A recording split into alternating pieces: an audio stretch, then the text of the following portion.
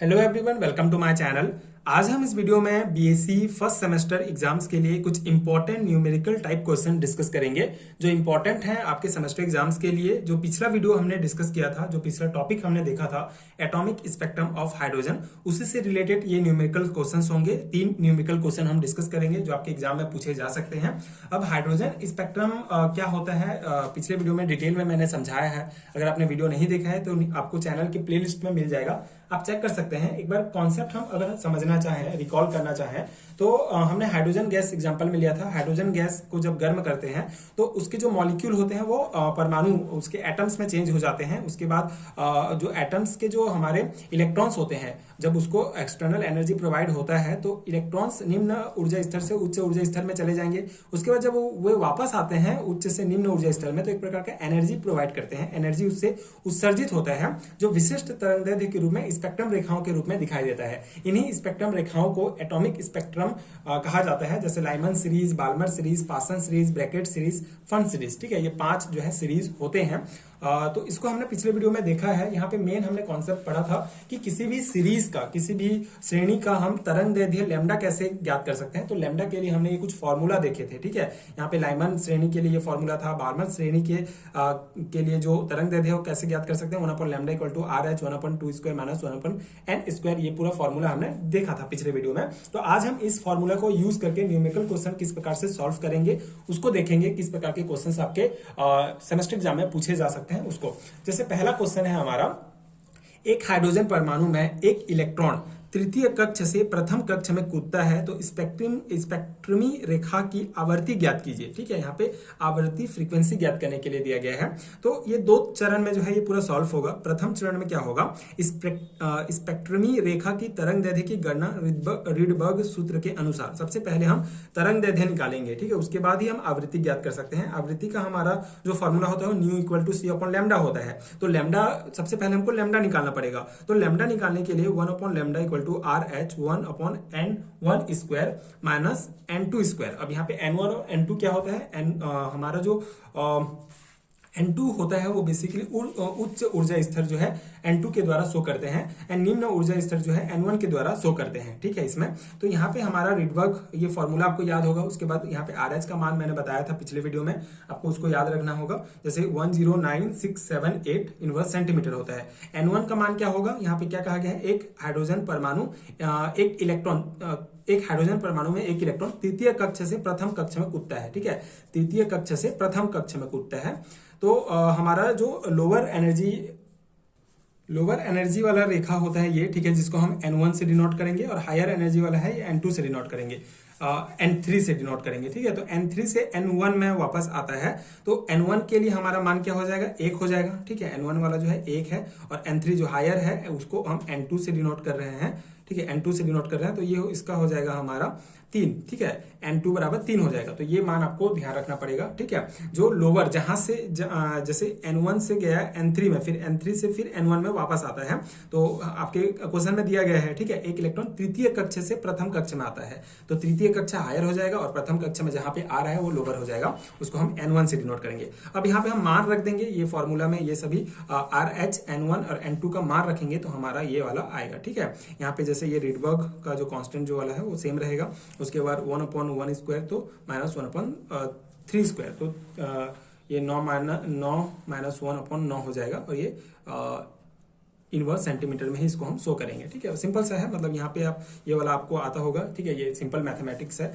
इसका स्क्वायर करेंगे, इसका स्क्वायर होगा 9, उसके बाद ये 9 इधर जाएगा और ये -1/9 हो जाएगा। ठीक है, उसके बाद यहाँ पे लैम्डा = 9/109678 × 8 सेंटीमीटर। इनवर्स को हटाएंगे तो यहाँ पे ये 9 में 1 जाएगा तो ये 8/9 हो जाएगा। उसके बाद इनवर्स हटाएंगे तो ये नीचे आ जाएगा, और इस प्रकार से ये हमारा लैम्डा निकल जाएगा। ठीक है, ये हमारा लैम्डा का मान निकल गया। अब द्वितीय चरण में हम क्या करेंगे, हमको क्या निकालना है, आवृत्ति की गणना करना है, जो स्पेक्ट्रमी रेखा है उसका। तो आवृत्ति की गणना करने के लिए न्यू = c/λ ये फॉर्मूला दिया गया है। यहाँ पे c का मान होगा हमारा 3.0 × 10⁸ इनवर्स सेकेंड। ठीक है, एंड लैम्डा का मान हम ज्ञात कर चुके हैं। फिर दोनों का मान यहाँ पे रखेंगे तो ये हमारा आंसर आ जाएगा। ठीक है, तो ये सिंपल से कैलकुलेशंस हैं जो आपको करना पड़ेगा। ठीक है, तो इस प्रकार से क्वेश्चंस बनेंगे। ठीक है, ये बेसिकली मॉडल क्वेश्चंस हैं, मतलब इस टाइप के क्वेश्चंस पूछे जा सकते हैं। ये कॉन्सेप्ट मैं आपको बता रहा हूँ, एग्जैक्टली क्वेश्चंस आएगा ऐसा नहीं है, बट न्यूमेरिकल क्वेश्चंस पूछे जाएंगे और इस टाइप के क्वेश्चंस आएंगे। तो आपको यहाँ पे मेनली है कि फॉर्मूला याद रखना है, कौन सा मान कहाँ पे पुट करना है वो आपको आना चाहिए। तो ये हो गया हमारा पहला क्वेश्चन। सेकंड क्वेश्चन हम डिस्कस करते हैं। सेकंड है जब हाइड्रोजन परमाणु का इलेक्ट्रॉन n बराबर 4 ऊर्जा स्तर से n इक्वल टू 2 ऊर्जा स्तर में संक्रमण करता है। 4 मतलब हमारा हाईएस्ट ऊर्जा स्तर से जो लोवेस्ट ऊर्जा स्तर है 2 ऊर्जा स्तर पर संक्रमण करता है, तो उत्सर्जित प्रकाश की तरंगदैर्घ्य क्या होगी, इस तरंगदैर्घ्य प्रकाश का रंग क्या होगा। ठीक है, अब जैसे कि अगर आपने कॉन्सेप्ट पढ़ा है तो यहाँ पे क्वेश्चंस में क्या कहा जा रहा है, देखिए जब हाइड्रोजन परमाणु का इलेक्ट्रॉन n बराबर 4 से 2 में गिरेगा, 2 में कौन से में गिरा है, बालमन सीरीज में जो है 2 निम्न ऊर्जा स्तर है। ठीक है, 2 में गिरता है, तो ये हो गया हमारा 4 से 2 में गिरेगा। ठीक है, 4 से 2 में गिरेगा तो कौन सा ऊर्जा स्तर उसका संक्रमण मतलब 4 से 2 में गिरता है तो उसका तरंगदैर्घ्य क्या होगा और इसका फिर प्रकाश का रंग क्या होगा। जैसे हमने डिस्कस किया था, ये कलर हमने डिस्कस किया था कि कौन सा कलर होगा। बामन सीरीज है तो 4 से 2 में गिरता है तो ये हमारा हरा रंग का होता है। तो ये अगर आपको याद है तो एक बेसिक आइडिया हो जाएगा, न्यूमेरिकल बनाने में भी हेल्पफुल होगा। ठीक है, हरा रंग पूछा गया है। उसके बाद हम यहाँ पे हम क्वेश्चंस देखते हैं। यहाँ पे नीला कर दिया गया है, यहाँ पे आप इसको हरा करेंगे। ठीक है, हरा रंग होगा क्योंकि 4 से 2 में गिरता है बामन सीरीज में, तो हरा ही होगा। ठीक है, अब यहाँ पे क्वेश्चंस देख लेते हैं। क्वेश्चन है हमारा ठीक है, अब इसका सॉल्व कैसे करेंगे। ठीक है, बामर के सूत्र के अनुसार बामर का जो हमारा तरंगदैर्घ्य ज्ञात करने का सूत्र है वो 1/λ equal to RH 1/n1 square minus n2 square inverse centimetre. Rydberg constant का मान आपको पता है। उसके बाद n1 होगा हमारा जो लोअर स्टेट है, ऊर्जा स्तर है वो है 2 एंड हायर है 4। ठीक है, अब इसका मान यहाँ पे रखेंगे तो हमारा 1/λ इक्वल टू ये यहाँ पे सॉल्व हो जाएगा, 2 दूनी 4, 4 चौक 16 हो जाएगा। उसके बाद ये इनवर्स को यहाँ पे 3/16 होगा। यहाँ पे अब इनवर्स को हटाएंगे, 16 ऊपर चले जाएगा, 3 नीचे आ जाएगा और ये हो जाएगा। उसके बाद यहाँ पे इसको हम नैनोमीटर में चेंज करेंगे तो ये हमारा निकल जाएगा 486 नैनोमीटर। ठीक है, तो 486 नैनोमीटर तरंगदैर्घ्य प्रकाश का रंग। अब यहाँ पे हमको N4 से N2 में पूछा गया है तो आपको याद है हरा रंग होता है। ठीक है, तो यहाँ पे नीला लिख दिया गया था, ये हरा रंग, आप इसको सुधार लेंगे। ठीक है, तो ये इस टाइप से हमारा बनेगा। ठीक है, बहुत सिंपल क्वेश्चंस भी पूछे जा सकते हैं एंड थोड़ा सा कॉम्प्लिकेट करने के लिए जैसे पिछला क्वेश्चन हमने डिस्कस किया उस टाइप का भी पूछा जा सकता है। तो सिंपल है, आपको तरंगदैर्घ्य निकालने आना चाहिए, उसके बाद आप इसको इजिली बना लेंगे। थर्ड हमारा प्रश्न है, बामर श्रेणी में प्रथम रेखा की तरंगदैर्घ्य 656 नैनोमीटर है, तो बामर श्रेणी के द्वितीय रेखा तथा अंतिम रेखा की तरंगदैर्घ्य की गणना कीजिए। अब इस टाइप के क्वेश्चन में कैसे 2 चरण में बनेगा। प्रथम चरण में क्या होगा, द्वितीय रेखा की तरंगदैर्घ्य रिडबर्ग सूत्र के अनुसार 1/λ equal to RH 1/n1 square minus 1/n2 square.